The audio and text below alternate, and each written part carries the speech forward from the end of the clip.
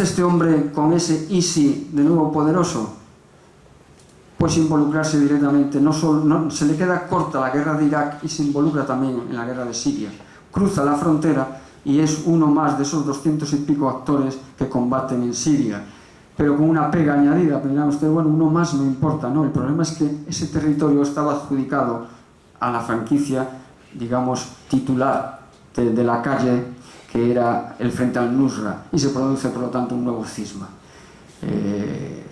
El Golani protesta ante al-Zawahiri, que es el nuevo líder de Al-Qaeda tras la muerte de Osama, ahora lo he dicho bien, y al final la disputa hace que Al-Qaeda repudie al ISIS. Al ISIS, que ha añadido una nueva letra, porque al cruzar la frontera ya no es solo el ISI, Estado Islámico de Irak, sino que es el Estado Islámico de Irak y Siria, el famoso ISIS que tristemente todos conocemos.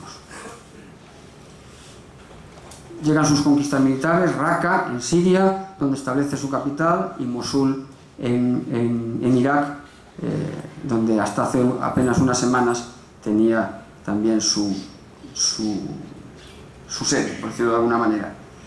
Es allí, de hecho, en Mosul, en la mezquita de Mosul, donde en junio del año 14 proclama, que esta es la gran, por decirlo de alguna manera, el gran hito, la gran aportación, si se le puede llamar así, de este hombre, proclama el califato universal.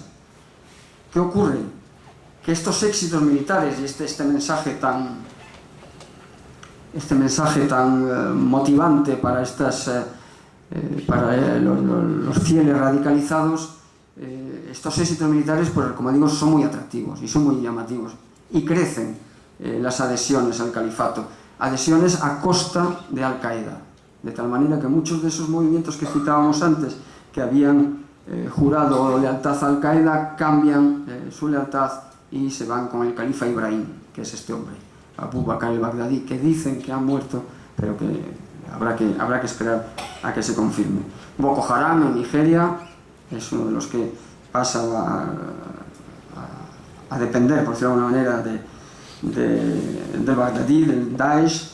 Ansar al-Sharia en Libia, algunos grupos talibanes, no todos, pero algunos grupos talibanes en Afganistán, en Pakistán también, una escisión de Al-Qaeda en el Magreb islámico, Abu Sayyaf en Filipinas, del que se habla poco, pero que es también muy sanguinario y tiene una tremenda actividad terrorista, los mujahidines de Indonesia, un grupo en Egipto se llama Vilayat el Sinaí. Vilayat significa provincia, la provincia del califato del Sinaí, que es responsable del derribo de un vuelo charter ruso, precisamente como represalia por la involucración tremenda de Rusia en la guerra de Siria. Diferentes grupos disidentes de Al-Shabaab en Somalia y también en el Sahel. En el Sahel lo veremos seguramente con más detalle. Las lealtades son muy volátiles y las alianzas son muy volátiles, y sobre todo pues lo que se suele mal llamar los lobos solitarios, o los actores solitarios, que además los hay, por decirlo de alguna manera, de dos tipos, ¿no? Podríamos decirlo, los lobos solitarios con carnet, es decir, los que pertenecen a Daesh, antiguos combatientes o lo que sea, que sí siguen las directrices del Daesh, o directamente gente fanatizada que se autoadhiere al Daesh. El ejemplo quizá más llamativo, recordarán, en el año, ya no recuerdo el año, no quiero engañar, creo que en el 15, en una iglesia en el norte de Francia, en Normandía, un jueves por la mañana a las 9 en misa, un sacerdote de 70 y tantos años, con apenas 5 fieles, está diciendo misa, y 2 personas de estas, sin ninguna relación orgánica con el Daesh ni con nadie, al grito de Allahu Akbar, entran en la iglesia y degüellan al sacerdote allí mismo, ¿no? Y a partir de aquí, pues ya lo que todos conocemos, ya tanto por parte de Al-Qaeda como por parte del Daesh, ataques en Occidente, pero sobre todo, como digo, ataques en el mundo musulmán, en Turquía, por ser un gobierno laico, en otros países como Egipto, Siria o Irak, contra la comunidad chií, allí donde se encuentre, por apóstatas, y también ya se levanta la vela incluso para la comunidad suní, aplicando el concepto de takfir, por decirlo de alguna manera, por malos musulmanes. Entramos ya, si les parece, en la fase final de intentar ver cómo puede evolucionar esto, qué va a pasar, o qué está pasando ya tras la derrota militar, que ya es cuestión de días. Hoy me informaban de que Ya en Raqqa apenas queda el 20% de la población en manos del Daesh, y ya las milicias kurdas, con el apoyo de Estados Unidos, pues en cuestión de pocos días se harán con la totalidad de la ciudad. ¿Qué hará el Daesh en concreto, que es el que está más involucrado allí? Pues probablemente buscará nuevos santuarios en la zona del Sahel, es previsible, porque como zona de asentamiento, por ser una zona desierta, una zona por lo tanto difícil de controlar, en la que no hay fronteras reales, en las que hay grandes espacios vacíos. Hay muy buen caldo de cultivo. ¿Por qué? Pues por la pobreza, por una por una demografía galopante y por lo tanto sin perspectivas, porque ya hay mucho tejido delictivo en torno a la delincuencia, al crimen organizado, el contrabando, etcétera, etcétera. Y además, lo peor es que tiene un buen enlace con el Mediterráneo a través de Libia. Ahora ya no, pero durante un tiempo considerable, hace unos meses, el Daesh controló el Golfo de Sirte, desde el que partían las embarcaciones camino de Sicilia, por lo cual cobraba el 50% del pasaje. Y por lo tanto es una zona muy golosa para establecer una nueva, por decirlo de alguna manera, una nueva sede. Y si no es posible, pues quizá se establezcan algunos santuarios alejados, como pasó en Tora Bora, en Afganistán, cuando Osama se acogió a la protección del Mullah Omar. Pues se acogerán algunos santuarios de difícil acceso y establecerán una especie de califato virtual que, en definitivas cuentas, pues seguirá actuando como lo ha venido haciendo. Se suele preguntar, se suele cuestionar qué va a pasar con Al-Qaeda y con el Daesh. ¿Son la misma cosa o no son la misma cosa? Esto es una cuestión de personalismos, ¿no? Evidentemente hay dos posibles líneas de acción, a cada cual más temible: que se coordinen, que se organicen, que lleguen a colaborar, podrían incluso llegar a fusionarse, tremenda opción, o todo lo contrario, que sigan enfrentados y la pelea se establezca en términos de ver quién es más salvaje o ver quién mata más, lo cual también es bastante, como comprenderán, bastante poco halagüeño. En cualquier caso, yo creo que es una cuestión de personalismos. Ayman al-Zawahiri y Abu Bakr al-Baghdadi, que son los dos líderes, no se pueden ver. De hecho, recuerden que el uno fue el que expulsó al otro de la organización, y mientras ambos vivan, pues probablemente la situación seguirá como hasta ahora, y a partir de ahí, pues repito, probablemente dependa de los nuevos líderes. ¿Y ahora qué? ¿Cómo luchar contra este terrorismo? Yo no sé si dejarle la palabra a mis compañeros aquí del Cuerpo Nacional de Policía y de la Guardia Civil. Entramos en el ámbito de las opiniones y por lo tanto les ruego que, si alguien lo tienen, discrepen, puntualicen o maticen lo que crean conveniente, porque a partir de aquí, hasta aquí eran datos, a partir de aquí pues son apreciaciones u opiniones y que por lo tanto no tienen más valor que ese.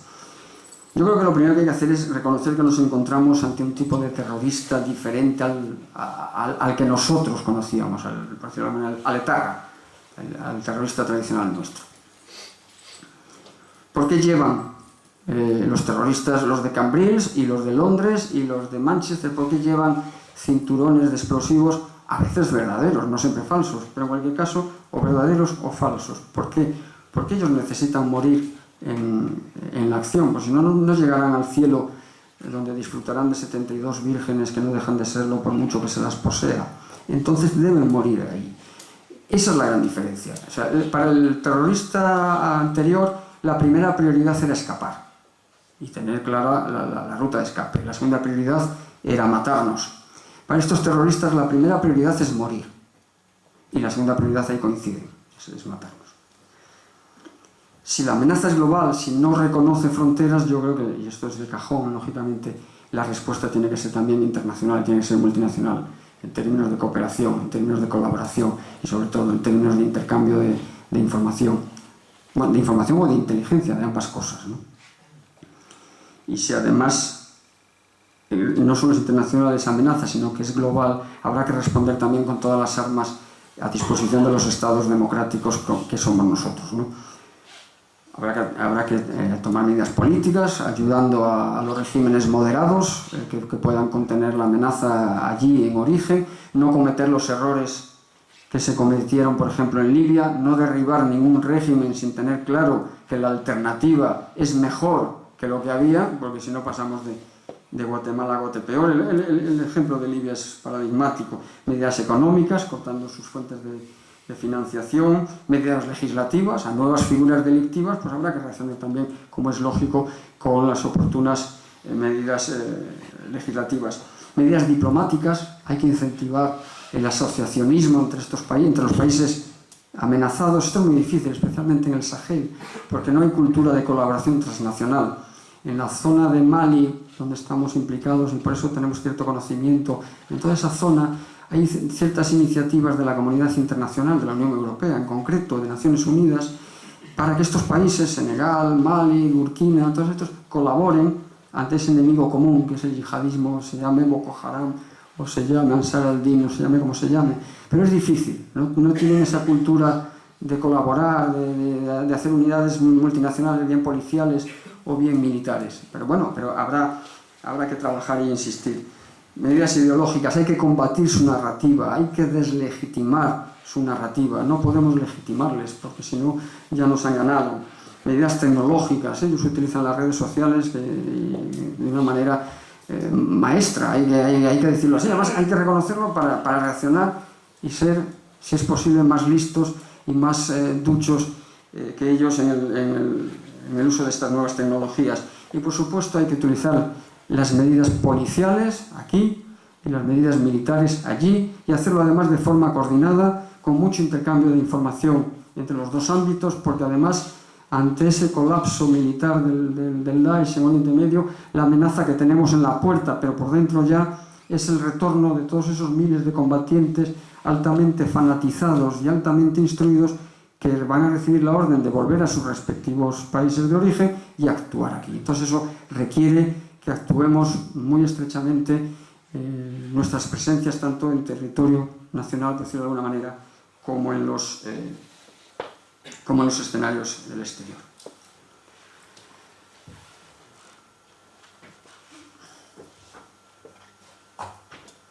Bueno, solo me queda una atrás para que no la pongamos, es igual. Más reflexiones, se las propongo y ahora entramos en el debate. Yo creo que la primera también que nos debemos hacer es que tenemos que admitir que no hay ninguna razón objetiva admisible que justifique lo que están haciendo. Por mucho que se alegue, con razón, con más, con menos razón o sin razón, que es que no sé qué, es que en el siglo XV, es que en el siglo XIV, es que la descolonización, es que el petróleo.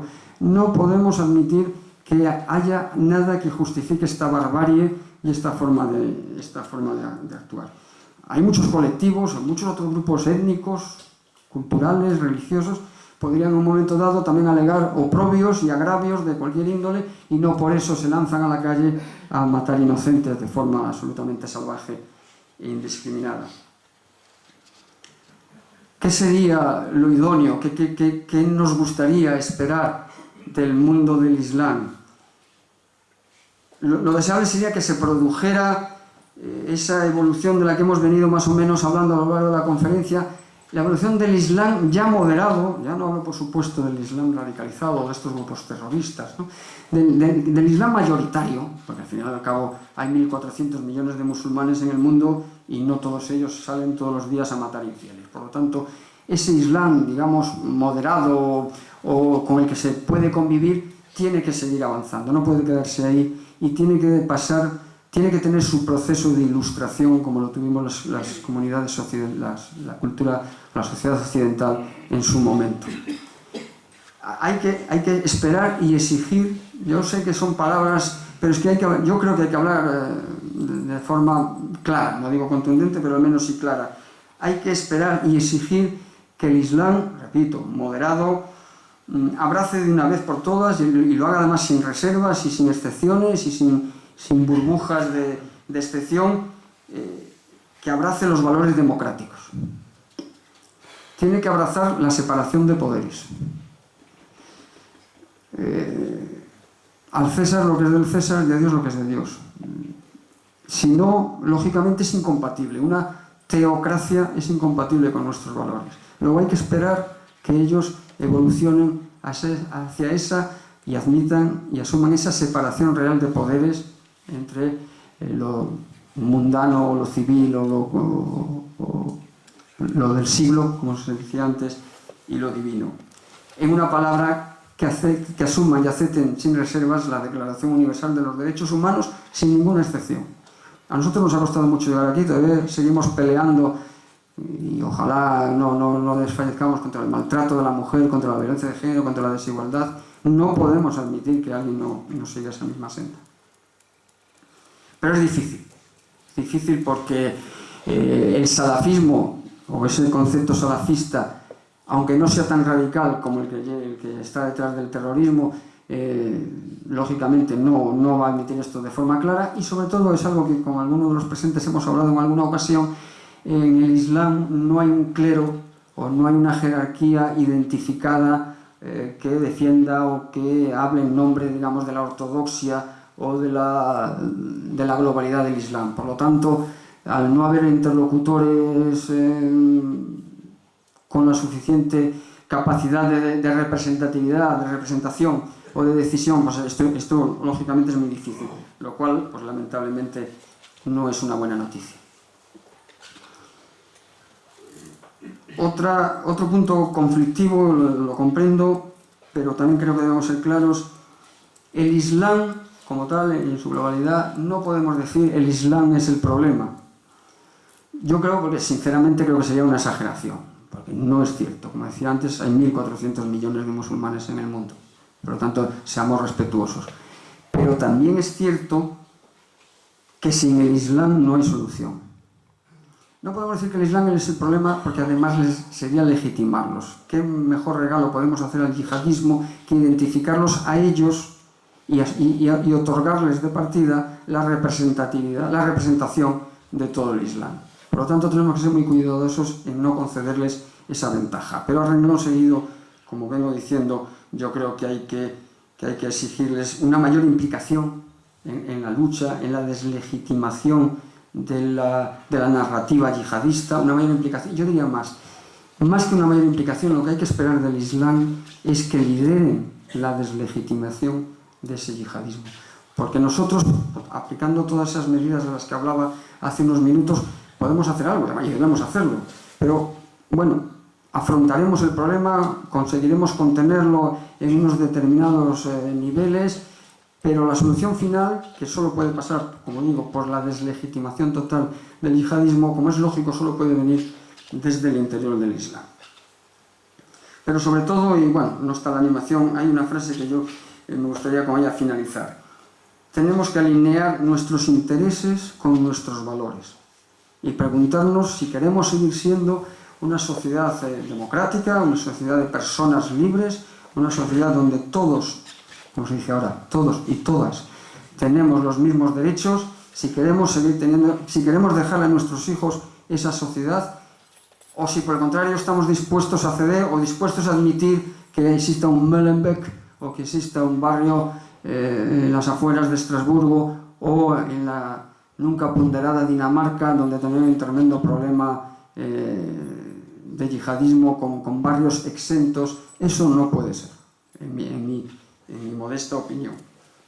Por lo tanto, creo que no podemos ceder y no podemos modificar nuestras costumbres en aras de una hipotético convivencia en la que creo que tenemos el derecho a exigir que el que se acoge a nuestra forma de vida debe hacerlo con todas las consecuencias y, por supuesto, en mi modesta opinión, como digo, sin excepciones. Y como sé que termino con una aseveración tan categórica, creo que es el momento ideal, presidente, si te parece, de abrir el diálogo y de escuchar las discrepancias. Muchas gracias.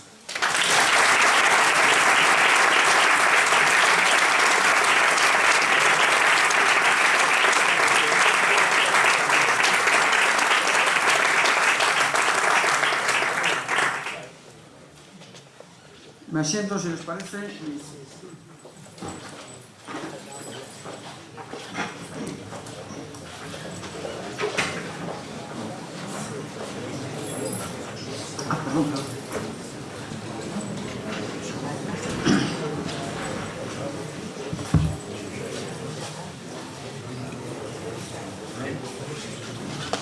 Muy bien, magnífica. Magnífica ponencia, muchas gracias. Esto funciona así. Empezamos entonces el coloquio. Solo recordar, como siempre, que la conferencia se ha pronunciado y que no consiste en pronunciar las conferencias, entonces ya la opinión, siempre para aprovechar la opinión de sabiduría general. Entonces, si hay alguna pregunta, pues el general contestará. Bueno, mi felicitación en primer lugar al general, que ha sido magnífica la exposición. Mi pregunta es la siguiente. Soy un poco pesimista con el final y estoy de acuerdo en que va a ser muy difícil por una razón. Uno de los principales países involucrados desde el punto de vista de potencia regional es Arabia Saudita. ¿Qué ocurre con Arabia Saudita? Arabia Saudita, usted lo ha dicho, realmente es el salafismo, su doctrina. Consecuentemente, llevar a un país de estos, que es un eje, y además ahora complicado, en cierta medida también con Turquía, que Turquía era un país con un sistema más o menos democrático y que actualmente está derivando hacia unos sistemas radicales desde el punto de vista islamista. Si además ahí involucramos también a potencias como la Unión Soviética, actualmente en Rusia, con Siria, el eje chií, que es un eje Irán, Rusia, en cierta medida, es una guerra que no sabemos cómo va a acabar, porque está involucrado también Estados Unidos, y ahí hay un conflicto también de intereses geopolíticos muy grandes desde el punto de vista geoestratégico en el Mediterráneo. Entonces, veo muy difícil esto último, que es un deseo que usted ha dicho y que yo comparto, en el sentido de un cambio futuro hacia unas democracias o un símil de democracia para que ese islamismo tuviese un visor occidental. Muchas gracias y nada más. A usted. Como estamos ya en el ámbito de las opiniones, yo comparto su pesimismo, las cosas como son. No es fácil, sobre todo cuando ves ese odio enconado en el mismo seno del Islam entre chiíes y sunís, porque al final lo que está ocurriendo ahí, entre otras muchas cosas, cuidado con las simplificaciones porque son erróneas, pero lo que está ocurriendo es una guerra civil, una nueva fitna. La historia del Islam es una sucesión de fitnas, de guerras civiles. De hecho, las sucesiones de los califatos han sido siempre a sangre y fuego.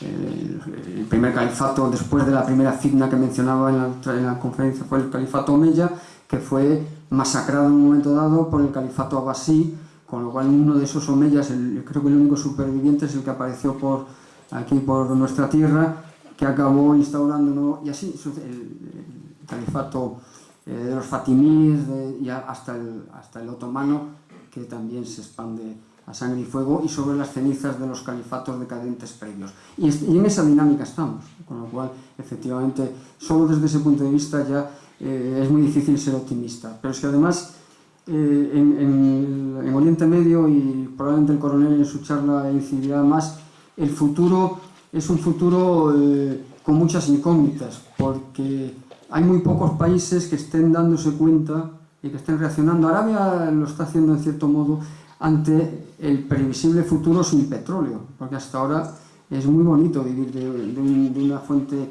de riqueza que es inagotable, basta con abrir el grifo y lo que caen son dólares, no es petróleo. Y eso, lógicamente, tiene los días contados, bien porque se acabe, o bien porque las energías alternativas están dejando, de hecho, hemos conocido el petróleo a casi $200 y está en 50, ¿no? Y hay muy pocos países que estén previendo ese futuro. Es cierto que Arabia Saudí tiene un programa que se llama la Visión 2020, que está liderando el príncipe Bandar y que está ya apuntando por esa línea, pero va a ser muy difícil. Usted ha mencionado una serie de países o de actores, por decirlo de alguna manera, que cogidos uno a uno diseñarían ese ciclo específico del conflicto de Oriente Medio. Arabia Saudí, efectivamente, ha venido propagando y financiando ese terrorismo durante todas estas décadas, en connivencia con otros actores locales como Qatar, con la que desde hace apenas 3 meses resulta que tiene un conflicto tremendo, ¿no? Su liderazgo en el mundo suní de repente está siendo contestado, además de una forma brutal, potente, por Turquía. También nos hablarás seguro de Erdogan, ¿no? Lo que se está produciendo en Turquía es un desmontaje absoluto del régimen de los jóvenes oficiales, de Mustafa Kemal Atatürk y todo eso, con la nada noble ambición de asumir y de discutirle el liderazgo a Arabia Saudí. Y en esa pelea de gallos que se está librando en territorio sirio, aparece, también lo ha mencionado además con estas palabras, el Frente Chií. El Frente Chií lo podemos llamar, se llama también el Creciente Chií. Si ustedes unen Irán, al que acabamos de levantar las sanciones y el bloqueo económico que tenía, a través de un Irak que ya es chií, porque lo es, lo era antes, con una Siria en la que gracias a Rusia se va a seguir manteniendo un régimen amistoso y con la inestimable ayuda de Hezbollah, que es quien está de facto gobernando el Líbano, lo que tenemos es una continuidad territorial para dar salida al petróleo ya libre de ataduras y libre de bloqueos de Irán, sin tener que dar la vuelta por el Cabo de Buena Esperanza, porque por el Canal de Suez tampoco era bien visto. Luego, la mezcla de conflicto ideológico con conflicto económico y de poder, que nace ya en la primera fitna, como le contábamos al principio, pues eso hace que el cóctel sea explosivo. Y la comunidad internacional, ¿qué puede hacer? Pues me temo que muy poco. Quizá evitar errores. Yo creo que si somos lo suficientemente inteligentes para no volver a hacer la barbaridad que hemos hecho en Libia, al amparo de una resolución del Consejo de Seguridad de Naciones Unidas, mediatizado por Rusia, que resulta que autoriza la intervención militar en Libia para derrocar a Gaddafi. Estamos en las primaveras árabes, año 2011, porque es un tirano, quien lo duda. Pero prohibimos la entrada de tropas a pie, porque Rusia no quiere que Occidente se haga con ese peón en el norte de África. Lo que hemos hecho es cargarnos a un señor y dejar allí un Estado fallido, que es lo que hay ahora, ¿no? Ya hemos dicho que el Daesh tuvo incluso su momento de gloria, y ahora lo que hay es dos gobiernos y dos parlamentos, a cada cual más fallido, que se pelean por el reconocimiento internacional. Y Rusia lo que ha hecho es apoyar al Sisi. El hombre de Putin en esa región es al-Sisi, y al-Sisi está apoyando a uno de los dos gobiernos en Libia y se está presentando como el hombre bueno que va a mediar entre ambas opciones para llegar a un acuerdo, y ya lo que ha hecho es una vez más conjurar el peligro de un dominio, de una preponderancia norteamericana en esa región, que sumado a la base de Tartus y de Latakia han dejado franco el Mediterráneo para Rusia, cosa que hace unos años estaba muy en cuestión.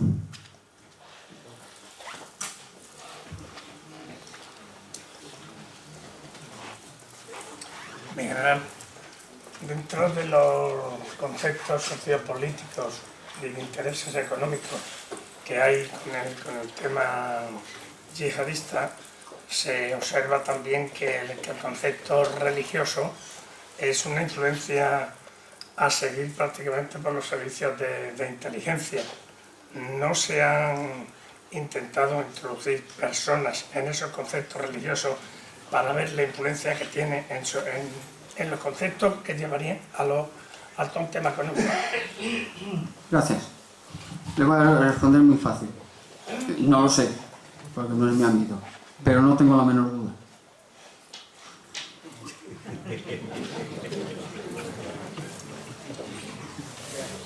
Una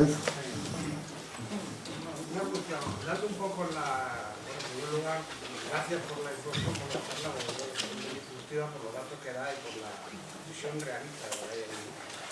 Pero hay un tema que usted lo ha dicho, y es no admitir a los musulmanes, porque efectivamente son 1.400 millones. Y además yo recuerdo, por ejemplo, alguna vez he leído el dato de que los más musulmanes hay, es por ejemplo en Indonesia, que está fuera de esa zona. Yo decir que el tema es complejo. Pero lo que sí me da un poco la sensación es que desde Occidente se intenta como solucionar el problema que efectivamente tiene el mundo musulmán entre ellos, porque entre otras cosas, otros datos que hay por ahí, es que parece ser que más del 50 y tanto o el 60% de los muertos que se producen en terrorismo y en guerra se producen justamente en la zona de los musulmanes, donde representan además un porcentaje de la población muy pequeño, ¿no? Entonces la cuestión está en que yo creo que efectivamente, y en eso intuyo que por ahí su intervención sin hablar, que el problema lo tienen que solucionar necesariamente ellos. O sea, Occidente ahí meternos a solucionar un problema va a ser difícil. Podemos, digamos, defenderlo, por así decirlo, o limitar, digamos, los daños que podamos tener, pero ahí es donde yo veo. Y yo creo que ahí me da la sensación de que la comunidad internacional no juega mucho por potenciar lo que son, digamos, las reuniones entre los propios países, los ámbitos internacionales como la ONU o en ámbitos específicos como para las reuniones de los países de la zona.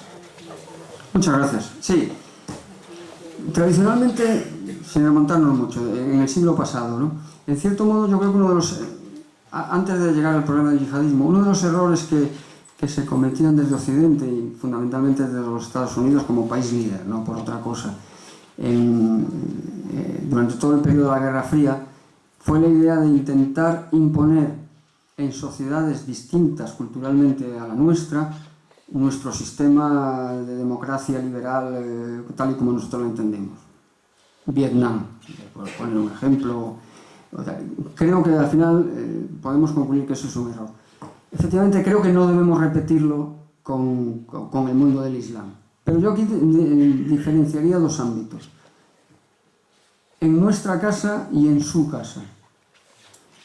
Estoy de acuerdo que no debemos imponerles, o tratar de imponerles, que además sería inútil, pero bueno, tratar de imponerles una forma de vida que no es la suya. Por eso yo decía, habrá que apoyar a los regímenes moderados, habrá que ayudarles y habrá que llegar a una situación en la que, con que se deslegitime la visión yihadista, me doy más que por satisfecho. Lo que sí creo, y lo reitero, es que aquí no debe haber pasteleo.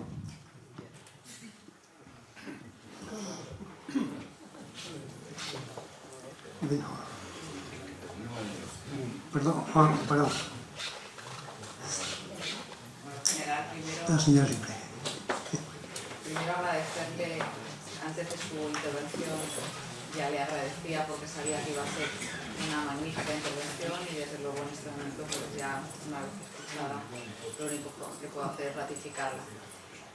Yo, en torno a la reflexión que ha hecho de las dos formas que van unidas, que no son excluyentes, que es por un lado la acción en la zona y por otro lado los servicios de inteligencia, y también otra de las reflexiones que ha hecho, que es en torno a la Declaración de Derechos Humanos, que de una manera absolutamente está en el ADN ya de todas las democracias occidentales, en nuestro caso a través de la Constitución, la parte dogmática, de forma clara. La realidad es que los servicios de inteligencia están en un escenario mucho más complejo en principio de lo que se había vivido hasta el momento. Y los sistemas o no de obtención de información pues deben también ir evolucionando, afortunada y desgraciadamente, según la situación que se van encontrando. Habrá un momento que lógicamente esa confrontación de derechos humanos se tiene que producir dentro de lo que es la acción de control o de investigación. En ese momento yo me imagino que todas las potencias europeas o todas las potencias que tenemos una democracia consolidada, lo que no deberemos acudir es a esos otros aliados que no tienen tan claros sus derechos humanos para que ellos obtengan la información que nosotros tenemos unos límites.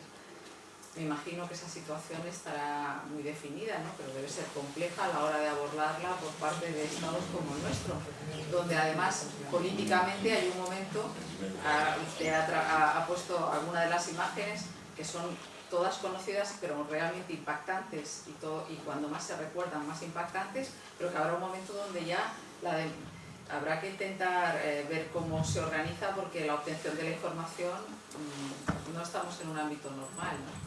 Entonces tenemos, yo creo que esos límites, y deben ser complejos a la hora de ponerlos en valor en el terreno. Gracias. Se ve que doña María José me tiene algún aprecio que correspondo al pie de la letra. Comparto el diagnóstico, eso está claro. Y por eso soy pesimista, porque creo que es muy difícil. Creo que esperar del Islam que haga ese proceso de ilustración o de revolución francesa, si queremos utilizar un sinónimo, ¿no?, o una imagen equivalente, es muy difícil.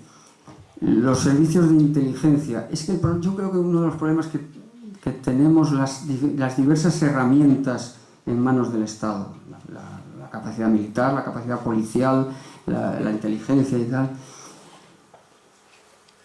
es necesario que la sociedad, en nuestro caso, hablemos de la nuestra, la española, es necesario que la sociedad española sea consciente de la amenaza y sea consciente de la gravedad de la amenaza, porque si no nosotros servimos, yo lo suelo decir, ustedes lo saben, ¿no? Somos una herramienta en manos de los gobiernos legítimos y actuamos en los escenarios en los que el gobierno decide, y con las herramientas y con las limitaciones o con las capacidades que los gobiernos nos otorgan a todos. Entonces, para que el gobierno, a través de sus herramientas, que somos nosotros, pueda actuar contundentemente quiero decir, eficazmente, no necesariamente contundente, eficazmente, pues tiene que sentirse respaldado por la sociedad, lógicamente. Y para que la sociedad se identifique con esta necesidad, tiene que ser consciente de la amenaza. Y yo creo que ahí tenemos mucho camino que recorrer. De hecho, cuando preparábamos este ciclo, era uno de los comentarios que hacíamos, es que tenemos que trasladar a la sociedad, yo no voy me librará Dios de criticar aquí públicamente a los medios de comunicación, pero analicen ustedes un telediario de cualquier cadena y vean el minutaje que se dedica. No es culpa de ellos, será sin duda porque es la demanda de la sociedad y ellos ofrecen lo que creen que deben ofrecer, está claro. Pero vean ustedes el minutaje de un telediario normal, más allá de estos días de cierta tensión. La información internacional, por decirlo de alguna manera, o la información de esta temática que trasciende nuestras fronteras es muy escasa. Al final acaban hablándonos de que ha reventado una bombona de butano en Soria y de que ha habido un accidente de coche en Murcia. Y si no existe esa permeabilidad de la información hacia la sociedad, pues la sociedad no se sentirá atañida. Y la gran característica, por eso le sugería ese cambio de nombre de la conferencia, ¿no?, porque me parece fundamental el aspecto, es la globalización. En todos los aspectos, la globalización no es ni mala ni buena, es inevitable, es distinto, ¿no? Y además la inventamos los españoles en 1492.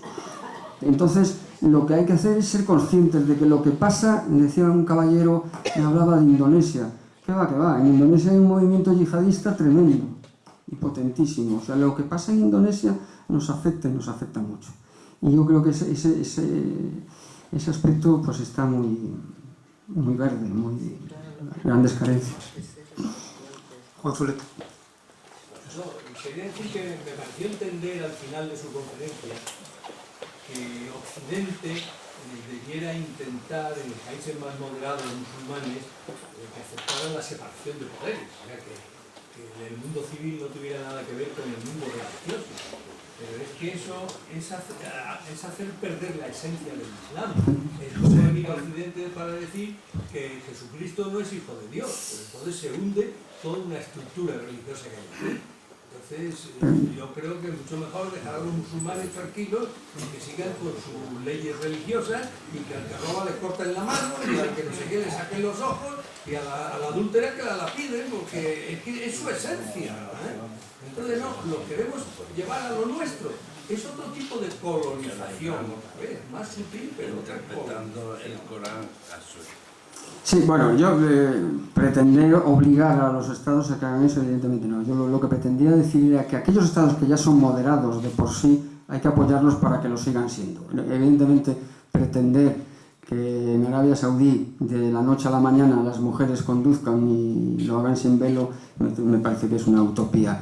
Dice usted que hagan lo que quieran. El problema es que, perdóneme que en este caso seamos egoístas, el problema es que no es que hagan lo que quieran, el problema es que lo hacen aquí. El problema del yihadismo es la globalización.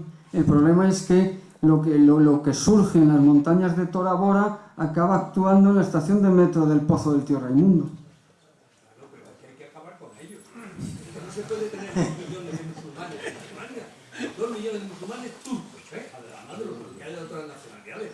Es que esa es la gran equivocación. Es que va a haber que volver a una expulsión de los moriscos y una expulsión de los Yo iba a decir ahora, pero no sé si es echar más leña al fuego, que ayer ganó el Atlético de Madrid 1-2 y que ganó el Betis. Muy bien, pues muchas gracias, Miguel. Además, muchas gracias.